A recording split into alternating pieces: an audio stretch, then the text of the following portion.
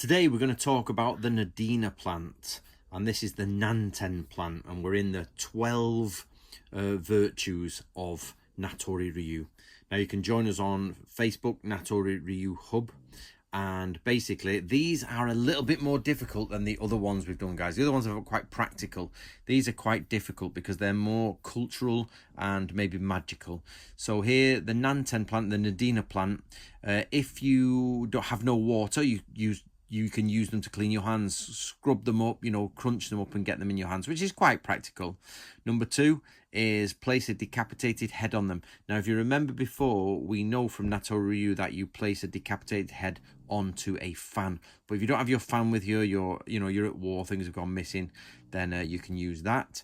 Now, number three, it's clean your hands again. So I've just pointed it back to there, and that's after a nightmare. So clean your hands after when they're dirty but you have no water, and after a nightmare. Number four, now this is crazy, this one. What do you think, guys? Place a leaf in your mouth before going to the toilet. For some reason in Japan, maybe it's to do with humidity, but they said they get a lot of people collapsing in the toilet in medieval times. So they place a leaf in their mouth and that keeps them from collapsing in the toilet. But if you do collapse or you do have an injury and you get blood, you can crush it up and use it as to help with a wound or an injury. And a little bit of extra, you can use it as a riding crop if you run out.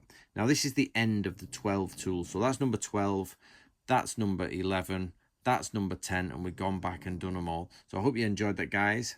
So let's have a look at what a Nadina plant actually looks like. This is a Nadina plant from one of our students in Natori Ryu, and basically they searched out the closest Nadina plant they could find which was correct for Japanese, the time in Japan and the area. So you have to be careful. A lot of them are modern. So I'm going to do the same, but as you guys know, I'm building a house now, so I'm going to wait till that's built and I'm going to plant one of these out in the garden so we get one of the best ones we can.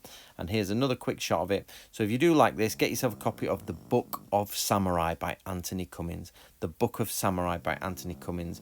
And this is where all the information is coming from.